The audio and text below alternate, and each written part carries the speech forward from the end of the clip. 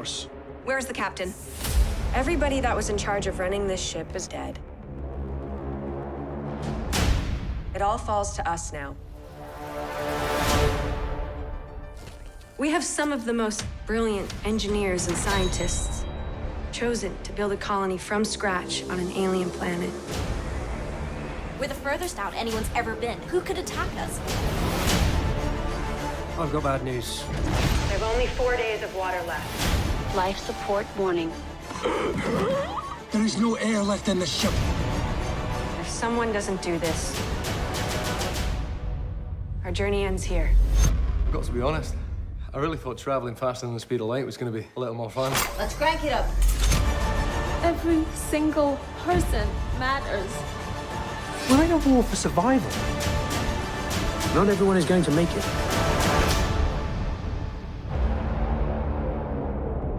Hi, this is Ken from San Francisco with a Wormhole Writers news agency, and today we have the honor and privilege of being with Samantha Glassner, who you all know as Kelly Fowler on the new hit program The Ark, as seen on SYFY in the United States and CTV SYFY in Canada. Hi, Kelly, Samantha. Hi, thank you for having me. Oh, it's our honor. And by the way, we'll just start out with something that's not, well, everybody knows now. Congratulations on The Ark being renewed for a second season. Thank you. Yeah, it's very exciting. It is very exciting. You know, the fans become invested in the characters like Kelly Fowler, and we knew about The Ark about 2 years ago, maybe a little over 2 years ago, when Dean and your father began working on it, and we were so excited. But you know, in a pilot year, you never know if a show is going to get renewed for a second season. So that'll become the first question. How do you feel about The Ark being renewed for season 2? I could not be more excited. I just feel like there's so many different directions they could go with the story and with the characters, and I'm so curious and excited along with the fans to just kind of see where the writers take the show, and yeah, just see how everything pans out. It is. It's really exciting. So what we met Jonathan Glassner and Dean Devlin at WonderCon, and we're hoping that they go to San Diego Comic-Con. We've been going there for about 15 years and have covered a lot of sci-fi shows, you know, Stargate, Sanctuary, Warehouse 13, Eureka, on and on and on and on and on. So we have some questions here for you, including a couple that came in by email from your fans. So I'm going to begin. How did you decide to pursue an acting career, and what motivated you to become an actor?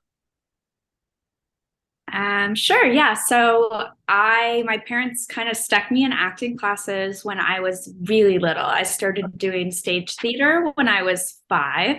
I was Miss Hannigan in Annie at my ballet studio, and I just absolutely fell in love with it. My parents put me in class thinking, oh, maybe she'll like it. Let's let her try theater. And I fell in love and never went back. So I was doing live theater at my schools growing up and at camps and everything like that. Then I decided to study it in university. And it's just kind of always what I've known I wanted to do. It's literally since I was 5. I think it also helps that, my dad's in the industry, and I did grow up as a little kid visiting set. And every time I would go, I'd just watch the actors and think, I need to do that. I want to do that. That is my path. That is my dream. So I've just kind of always known that this was what I wanted to do, just literally since I was 5. Well, that's wonderful, which leads me to a segue question. So are you going to tell me that you were on the Stargate SG-1 sets when you were younger? Well, I was a baby when the show first started. I think it started in 1997. So I think I was set as a baby, but I have no memory of it because I was so young. But there are photos of like, me with the actors as a baby and all of that. But I'm more so referring to like sets when I was older, 8, 10, 12, just kind of going to visit my dad wherever he was working. So, yeah, we've always admired your father, and we're very happy that your parents encouraged you to pursue an acting career so you could become the infamous Kelly Fowler. Thank you. You're welcome. So you've already answered question 2. How long have you had an interest in acting? So this goes back for like 15 years? Yeah. Longer? Since I was a very small child. It's just kind of always what I wanted to do. And my parents insisted that I have at least a semi-normal childhood. So, that I was in school and that I wasn't necessarily working as a child actor, despite my best efforts to push them when I was, 10, 12, saying, no, I want to be in movies, I want to be in TV shows. And my parents were like, you can absolutely do that when you're older, but let's get, a normal education first. Cool. So yeah, they really pushed me towards a normal childhood and said, this is always something that you can pursue when you finish high school. But let's get education and do all of that. So yeah, that's why I didn't kind of really get started with, signing with an agent and auditioning until I was a bit older. Well, as you know, Patricia was going to join us today. Patricia is our senior editor and producer in Canada. Unfortunately, she's under the weather, but this question is from her. Have you prepared for the acting profession at specific universities or acting schools that you admire? I have, yes. So I did classes in LA as a child, even though I wasn't like working as a child actor. So I studied with Lisa Cott and David Kaufman at, I believe they call it the the Young Actors Workspace. It didn't have that name when I was a kid, so that's why it's taking me a minute. But yeah, I started with Lisa when I was 11, and I trained with both of them all the way up until I went away to college. And then I studied at the American Academy for Dramatic Arts when I was in high school for a bit. I went to the NYU summer program. It was like through Stone Street, which is their acting for film school. So I did like a summer semester there. And that really solidified for me that I wanted to focus on camera as opposed to live theater. And then I ended up getting a degree in acting and psychology from Northwestern University. That's where I went for undergrad. And then I also did it was supposed to be a year, but it ended up being 8 months because of COVID. But abroad in Prague at the Prague Film School, where I also studied acting for film. And then I moved to Vancouver about a year and a half ago, and I've been studying here as well while I've been here with a wonderful, wonderful teacher named Andrew McElroy. So yeah, I've kind of studied all over the place. I like learning from different teachers and learning different methods and all of that. So, well, it really comes out on your professional presentation of your Kelly Fowler character. We know, and you probably know. Look, you've done a great job with Kelly. You've made the fans loathe Kelly because Kelly is just kind of, well, how can I say it? Misguided or evil. And I mean, come on, you helped destroy Arc 3 and anyway, so you're doing great. Your professional training really has come forward in your performance. Thank you. You're welcome. So we've kind of talked about the fact that Kelly has been a successful character in the Arc. How did you originally become involved in the Arc to portray Kelly Fowler? Yeah, so when the show had already started production, and they were kind of writing the rest of the season, I got a call from my dad, who said basically there's a character that comes in halfway through the show, and I think that you'd be a really good fit for her. Do you want to audition? And I was like, of course, yes. So he sent me the sides, and I taped 3 of the scenes from episode 7. And, you know, the execs approved it, the network approved it, and a week later I was in Belgrade filming. So it was kind of it was very fast is what it was, but also very exciting. Well, that's wonderful. And again, we really like Kelly.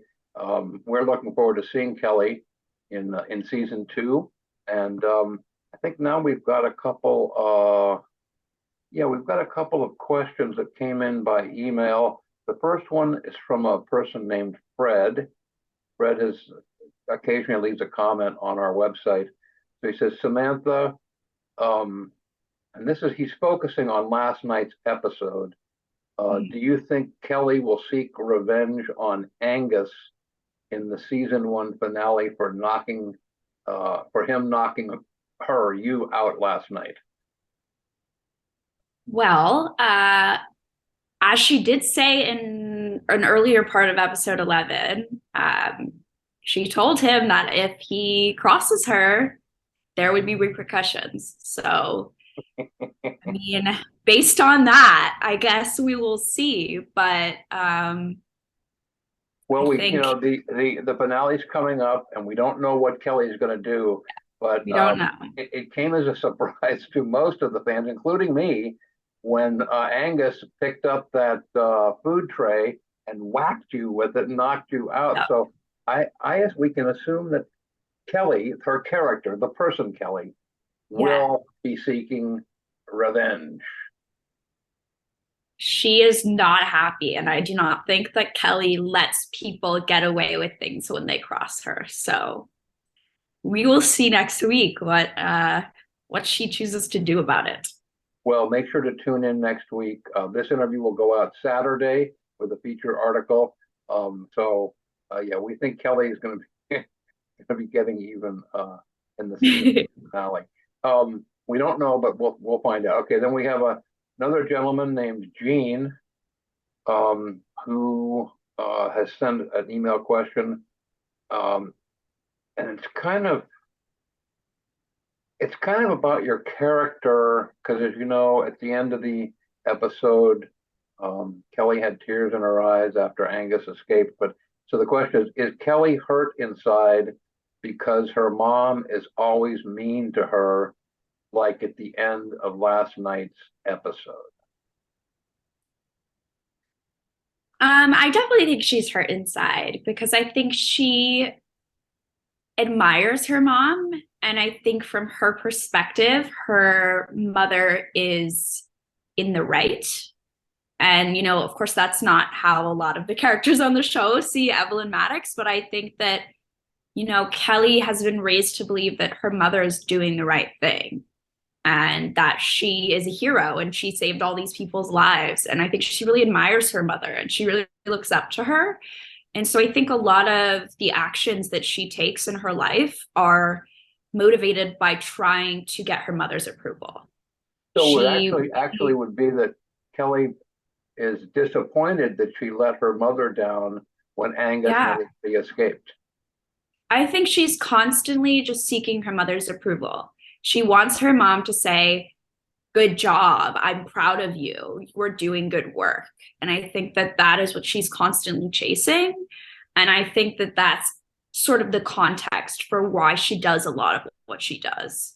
I think it's always just this is what mother would want me to do. And so this is what I need to do to make her happy and to help her accomplish her goals, because what she's doing is the right thing. I think she genuinely believes that. And I think we see that a little bit when she's talking to Angus in episode 11, and she's saying, you know, my mother saved all these people, and like she's the reason that the art program is happening and all these people are still alive. And I think she genuinely believes that. And obviously that's not the popular opinion of probably most fans or, you know, the other characters in the show. But I do think she's a little bit like brainwashed in her own little way, where she just thinks Mother is the hero. Whatever Mother says is right. And so I'm going to do whatever I need to do to like support that cause and make her love me and make her proud of me. And so I think that pretty much everything she does is guided by that at its core. Well, that makes sense. I really do. Evelyn strikes me as a person who believes in the tough love psychology. And I think she's applying tough love to Kelly, and Kelly wants to please her mom. There was kind of a fun scene before Angus whacked you with the food tray, when you guys were having dinner together. And it's obvious that Kelly does like Angus. It's not just that she is trying to get him to come aboard Arc 15, for their biodome and their food. Was that a fun scene to play? This is a Ken question out of nowhere. Was it fun? Was it fun to bring? It's kind of like Guess Who's Coming to Dinner with Angus. Was that a fun scene? It was a really fun scene. I was also just so excited by the set. I think that was honestly probably the most exciting part of that scene for me, was walking in and seeing the incredible job that our set design team did with, like, it was so detailed. I remember we had like napkins on the tables that had the Maddox like logo, like emblem or whatever, like cross stitched into them. Like the level of detail was insane. So I just remember walking in and being like, oh wow, they really did a number on this room. And watching Ryan Adams try to do CPR on Yelena, the actress who was playing Evelyn, was just wild. Yeah, and that's a critical scene because we learned, we didn't know why really until last night, that Evelyn has Clampkin's disease. And for those that haven't followed the series, Clampkin's is a made-up disease based upon one of the writers or producers named Clampkins from the show.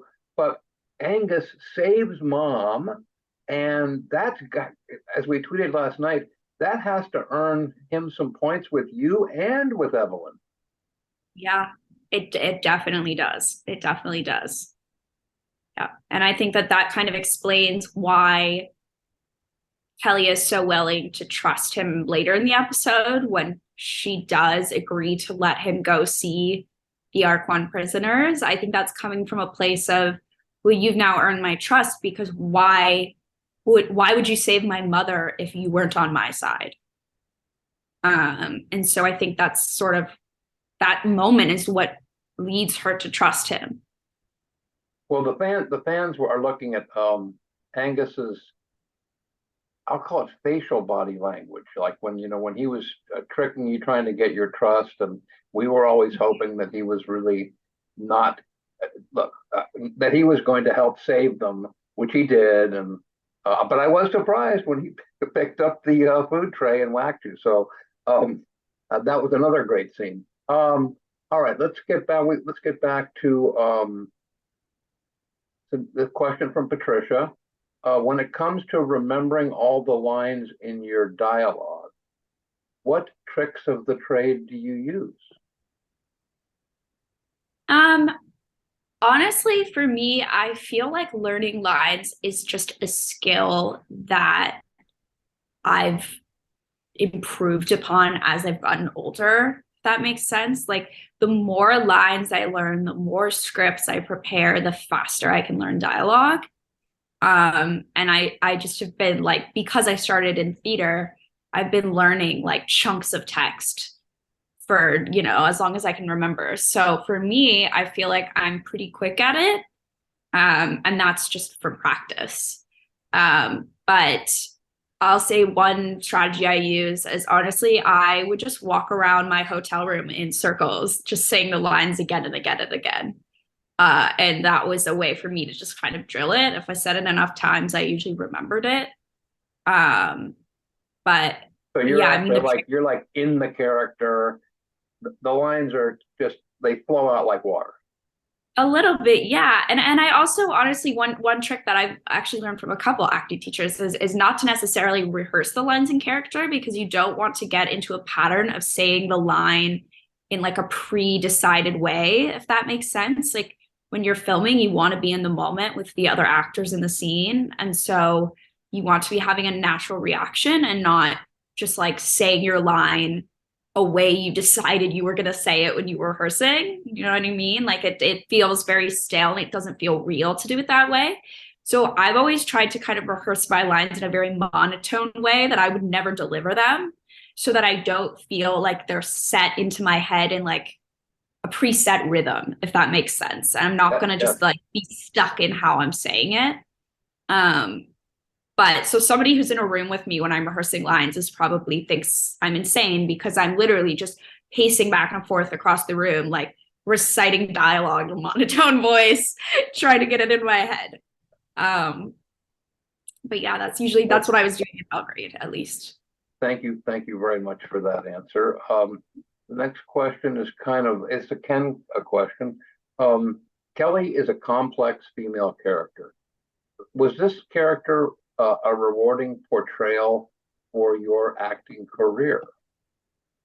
Absolutely. For me, the definition of a character that's rewarding to play is a character who's multidimensional, who, isn't just one way. She's not just good. She's not just bad.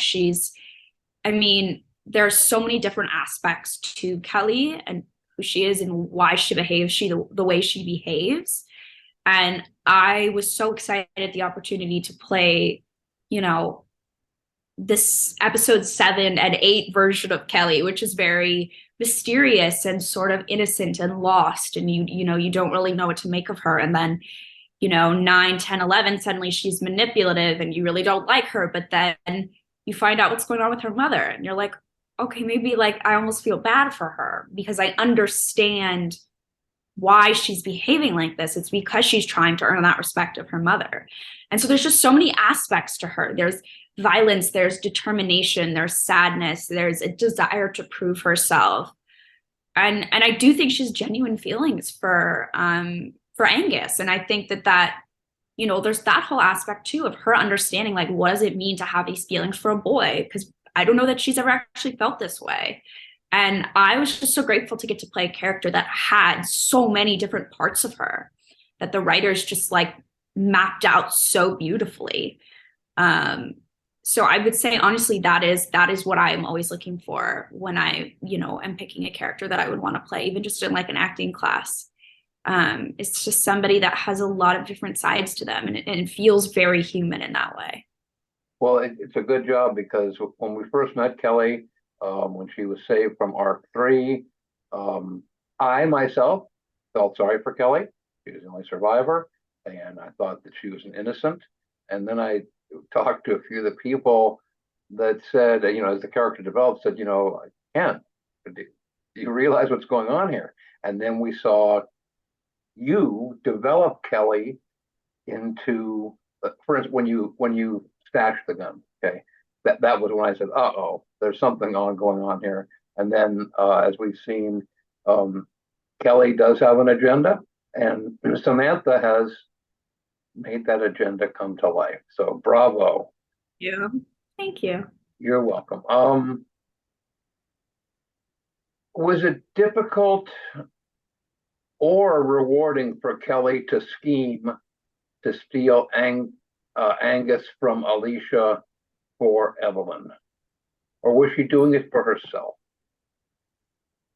I think initially the plan was to do it for her mother. I think she recognized very quickly that Angus's skills in the bioshelter and his ability to grow crops anywhere, she realized how valuable that was, and that would be something that was necessary in space, in Proxima B, or wherever they ended up choosing to land, to end up.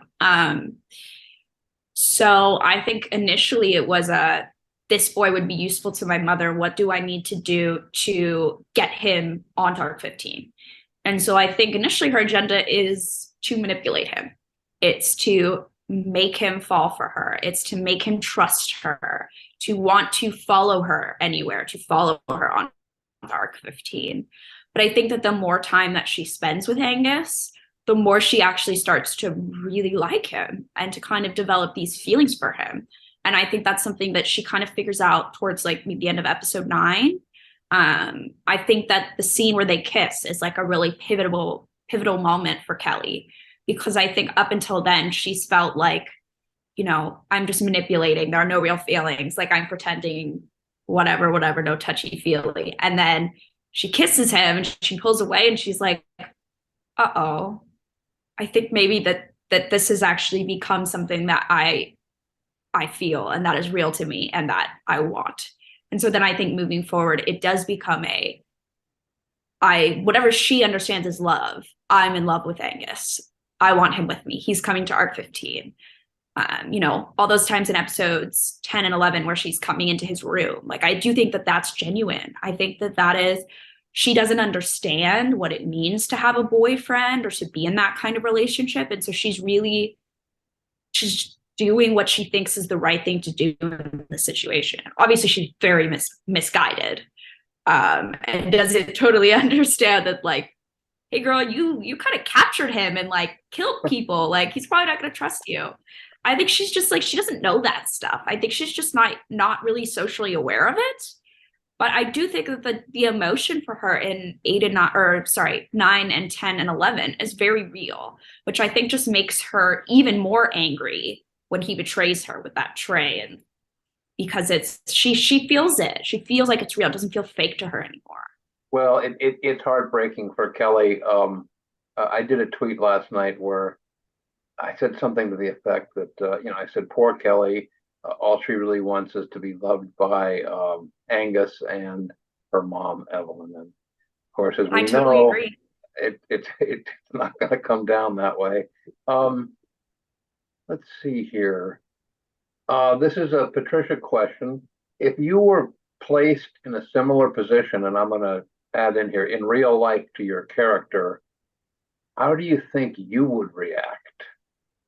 Meaning Samantha.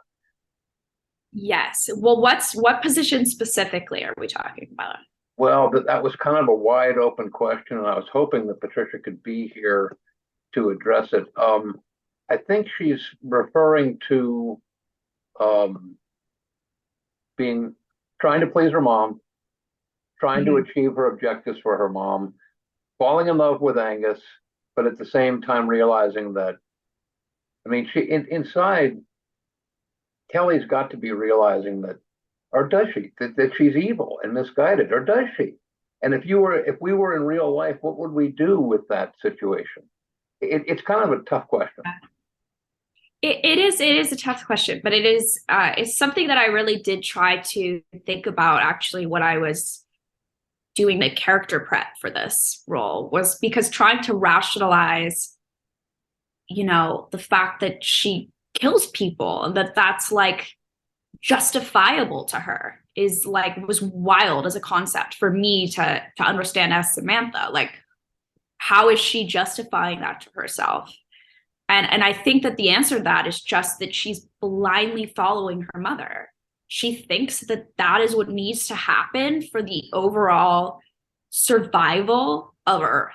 She thinks that we have to do what mother says because that's what's right. In real life, though, I don't think we like the character, we like the evil, but yeah, I think you and we couldn't do that. I mean, no. Oh gosh, no.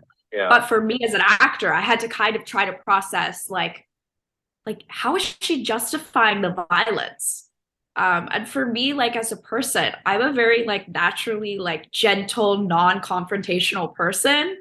So Kelly could not be more different from me, just in her natural instincts and her behavior, her character. Like, everything about Kelly is polar opposite from Samantha, which is part of why I loved the character so much, because I just would never behave that way. I would never be in those situations. And so as an actor and also a psychology nerd, I find her fascinating. And I just wanted to understand why why she does what she does and who she is at her core. But I guess in answer to the original question, I don't think I'd be in that position. And if I was, I would probably be doing what Kat is doing in the scene where Helena gets shot, where she's like hiding behind the helmet shelf. Like that would be me. I would be hiding. I also like, as me, I don't do out blood. So if someone got shot, I'd probably pass out. And I would just be slumped over in the corner behind the shelf, like probably missing the whole thing happening because I don't do blood and I don't do violence. So yeah, it's actually funny. The first scene where I had to hold a gun, Christy, who plays Lieutenant Garnett, had to actually come over and like adjust the gun in my hand because I was holding it wrong. She's like, Kelly would know how to hold a gun. We've got to fix this. And I was like, yes, please. I don't know how to hold a prop gun. Please help me. And, you know, she's done so much work as an actor that like, I'm sure, you know, she's done roles where she's had to hold gun. And so she knew how, but I literally was holding it wrong. I like had never held even a fake gun in my life. I had no idea what to do. So it definitely felt a little, it took a minute for me, that first scene at the end of 9, where she's like walks into the room and kills the guard and she's like holding the gun. I was like, okay, let's do something we would never normally do. Like, she's just so violent and aggressive, and it goes against every instinct in my body as myself. So and most human beings too. You've done a great job with, and the writers have written you a rich character, evil, misguided. We want to strangle Kelly. Anyway, let's move on.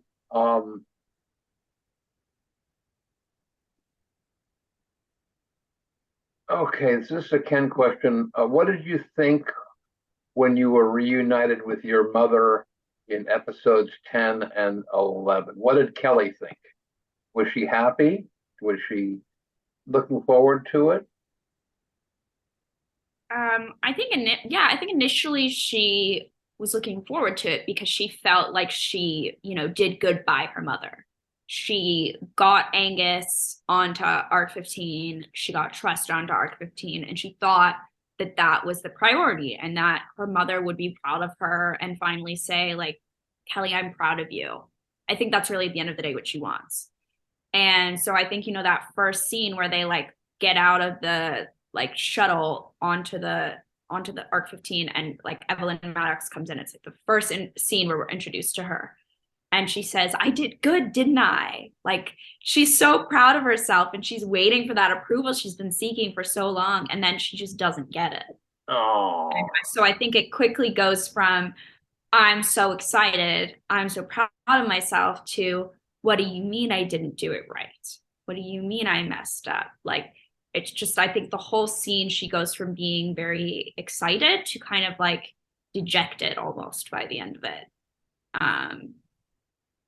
Well, I do think that Evelyn actually loves her daughter, but I think she overdoes the tough love thing.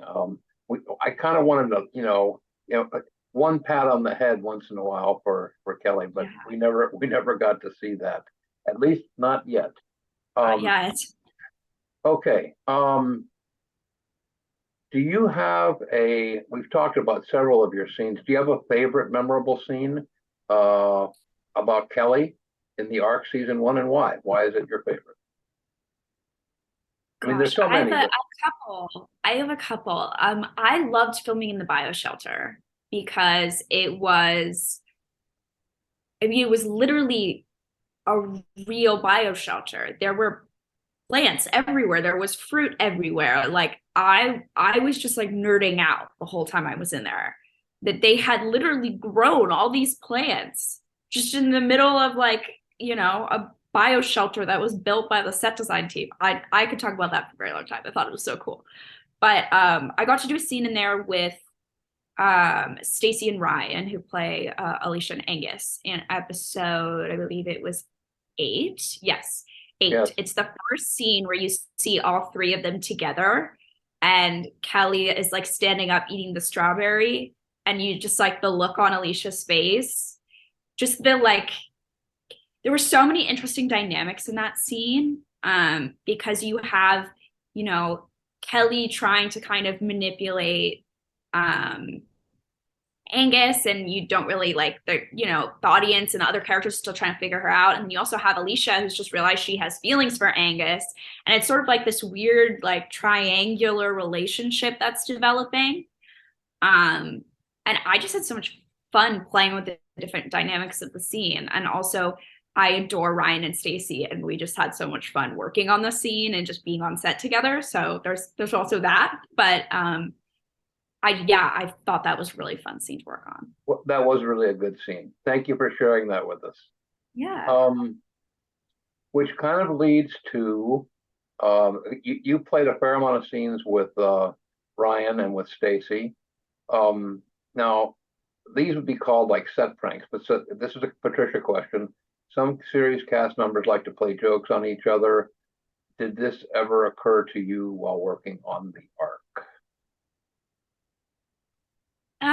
Are you a prankster, or did they prank you, or? No, not a prankster. And Ryan wasn't really either. Ryan is very like focused on set, which I admire so much. Like he does not get distracted. He is very focused on, doing his job well, being in character, making sure he gets the American accent correct. Like he was very focused. So there wasn't really much like pranking on his end. But there's a specific scene that we did that there were like 6 or 7 of us. It was the scene where what's his name? Where we're like leading the hostages down the hall, and they all have like tape over their mouth and their hands are tied. There were like a bunch of us in that scene. But we're walking down the hallway, and Ryan, Reese, and Paul all have, those are the actors, all have duct tape over their mouths. And Reese was doing this absolutely hilarious thing where between takes, he would type something into his phone in an app, and the phone would like say out loud whatever he typed in. And so we were all having a lot of fun, like walking around set when there's a ton of people there, just having the phone randomly say things. And then everyone on set would be like, what is that? Where did that come from? So that was really funny. And that was kind of cracking us up between takes.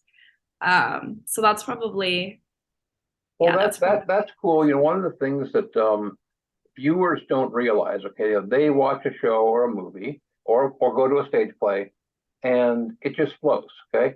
But in reality, between setups and takes and, finishing the details in a set, you guys are just waiting, right? The actors are waiting to do their thing. So having a little fun is not a bad thing. It's a good thing. Not at all. No, not at all. Especially in a scene like that, if you don't have lines because your mouth is taped over, like, which was the case for a couple of them. But yeah, no, we had a lot of fun between takes. I have some very fond memories of, Paul, who plays Trust, he'd bring crossword puzzles onto set. So when he was like waiting to be needed, he would be sitting there doing like a daily crossword, and we would all, when we had downtime, kind of sit there with him and like throw things in. So yeah, I just have little memories like that I really cherish, that make me just very happy to even think about. I am sure you've heard this from everyone you've interviewed, but the cast on this show is just the most wonderful group of people. Well, I do. I visited sets myself and actually done B-roll on live sets where we were allowed to be there, and we couldn't broadcast anything, but we were allowed to take excerpts between the takes and then put it out after the episode aired. So that chemistry, I think you're talking about the chemistry between the actors, the directors, the producers, the writers. If that didn't exist, a show like The Ark would be an instant failure, because you guys meshed like a synchronized automatic transmission, and it's so fun to watch the show. So, yes, I understand. Good job. All right, it's a Ken question. And I put it together before we got the second season renewal notice yesterday. So would you reprise your role as Kelly in a renewed second season? Of course, I would love to. Yeah, I would love to. Well, and they haven't killed you off yet, so there's a good chance that we're going to see what goes on. And the final episode's name is Everybody Wins. So I'm going to assume, crossing my fingers, that Kelly survives. So that's good to hear. We want to see more Kelly. Okay, so these are more focused on the science fiction genre is very important. In the beginning days, there were stereotyped roles for women.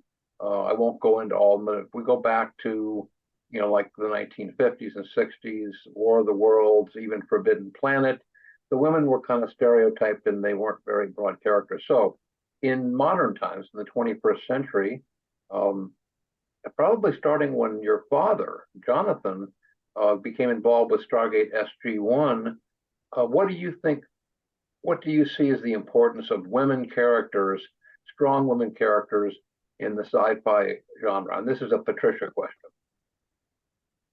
I think it's really important that we normalize strong female characters in all genres, in all parts of life. I think specifically in science fiction, there's a lot of gender stereotypes where the engineers and the captains and all of that are men. And that's one thing that I love about our show is that, our captain is female. We have like Ava working in engineering. We have Alicia, who half the time is the one that comes up with all the solutions and knowledge that's needed. And so I do love that. And Dr. Kabir. And Dr. Kabir, yes. It's played a tremendous role dealing with a contemporary topic, drug addiction. Yeah, I think the show does a wonderful job of highlighting powerful women in all different types of roles, which I think is incredibly important. Especially, I think, for younger generations that are growing up and first being introduced to science fiction. I love that they're seeing that as totally normal, for those characters to be women. I love that. Well, and so do I, as a person who has acted in a past life and been involved with entertainment news.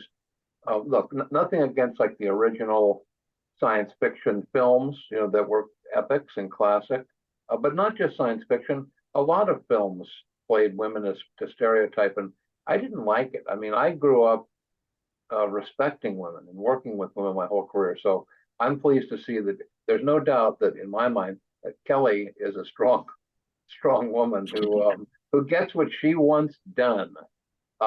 Yeah, she does.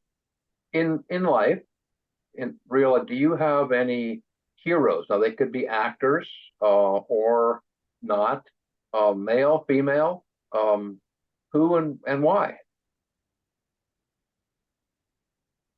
People that you've admired. It's corny to say my parents, because that's the first answer that comes into my head when you ask that, is my parents. I mean, there's been role models throughout my life and heroes throughout my life.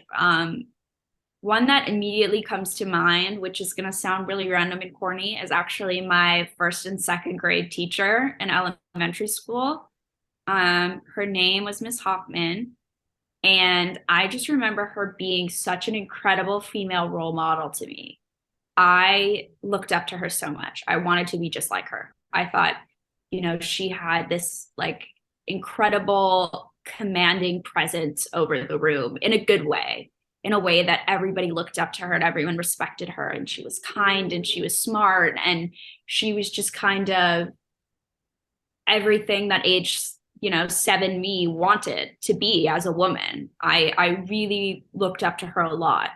And so that's still somebody that I think about to this day. And I haven't, been in contact with her since I was a little kid, but she was probably, other than my mother, which would be my other answer, she was like the first female role model to me that I think of immediately, especially as a young kid.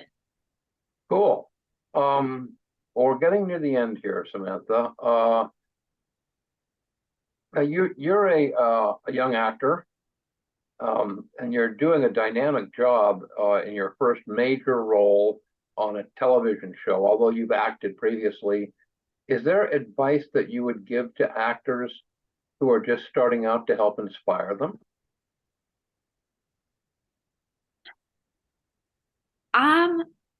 To be totally honest with you, I don't feel like I'm qualified to be giving anybody advice on acting, because I'm still very much at the beginning of my career, and I'm still figuring it all out and learning how this industry works and the ins and outs. And but I think that one thing that I have always found kind of keeps me excited about the craft is taking classes.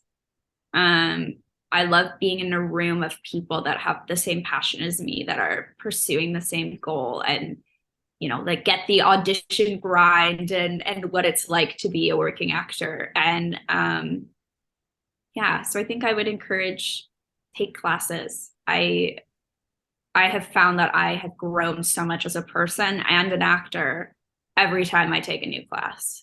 Well, I think that's good advice, because people continue to grow. This is just my opinion, and you just voiced it. As long as they're continuing to learn, Mm-hmm. they're growing as actors or even as human beings. When people stop learning, that's when the trouble starts. So great answer. Thank you very much. Let's see. We're looking to the future. What type of characters would you enjoy portraying in the performing arts? And I'll break this down: fictional characters, real characters, or fantasy characters.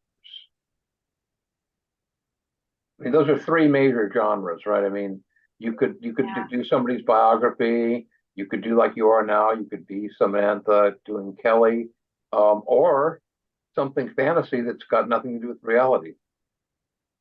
Have you thought about this? I have, and to be honest with you, my ideal scenario would be that I get to do a little bit of all of those, which I'm sure is what most actors strive for. Yeah, I mean, not to harp on what I said before again, but for me, it really matters more about the character more than the genre.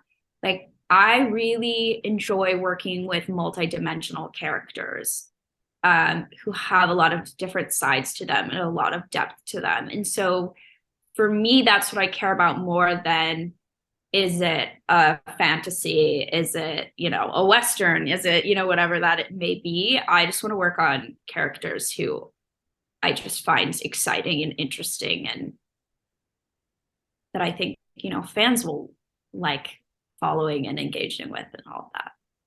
That's a great answer, because characters that fulfill the audience ability to become invested in the product is critical to not only the film or TV show's success or stage, but the fulfillment of the actor as well. So that's a great answer. Thank you very much. Yeah. We're down to the last two here. Do you have any hobbies or personal interests that you might enjoy sharing with your fans today? Yeah, well, I'm actually going through a phase with a brand new hobby that I've actually been working on for the last few months, which is like little needle felting animals. One of my best friends in Vancouver introduced it to me. She actually has an Etsy business where she sells them, and I was helping her out for a market by making some, and she taught me, and I became addicted to it. And now it's kind of what I do in a lot of my free time, as I just make little felt animals that are very cute and fun. And I have a whole little collection of them in my living room. That's fun. Are you involved in any sports? Do you have any sports that you like? Tennis, bowling, ice hockey? Now that you're in Canada, you could do ice hockey. Yeah, I grew up playing soccer. That was kind of my main sport as a child. So I always have a, special place in my heart for soccer, but I don't, play it super regularly anymore. I was also a dancer for a while as a child, so I also do still love that and enjoy that. And I love to write. I've always enjoyed writing since I was a little kid, writing and reading. So that's always something that, I'm doing in my free time just for fun. So is it possible we might see an ARC season 5 screenplay by Samantha Glassner? Is it possible? That would be cool. That would be cool. I don't know that I have the talent level for that. It's definitely more of a fun hobby, but I do really enjoy writing. Well, you never know. Now, when we interviewed Dean and John at WonderCon, it's our opinion that the story arc in the arc has at least 5 years to go. Are you listening, SYFY?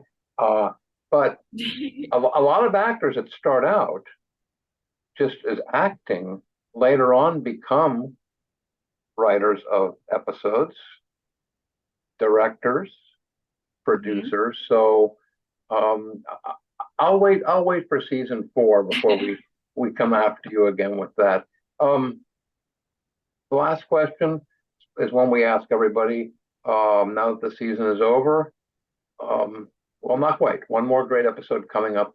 What's next for you? What's next for Samantha Glassner? This is a great question that I am also asking myself. I don't know yet. I got back from filming the arc, and now I'm kind of back in that classic acting world of auditions and auditions and auditions and just kind of waiting to see what happens. So, yeah, it's a great question. I don't know. We'll see. Well, let us know. We follow you on Twitter. We were very happy to see you join Twitter about the time that your character became live on the arc, and we look forward to, who knows, maybe we'll see you in San Diego at Comic-Con this July. We're hoping that the network will fund a trip to Comic-Con. We suspect that they might, but we haven't heard officially yet. So I want to thank you for your time today, for this really revealing interview. You're doing a great job. Thank you so much. Thank you. This was fun. And I hope Patricia's okay. I'm sad I didn't get to talk with her as well. Well, so are we.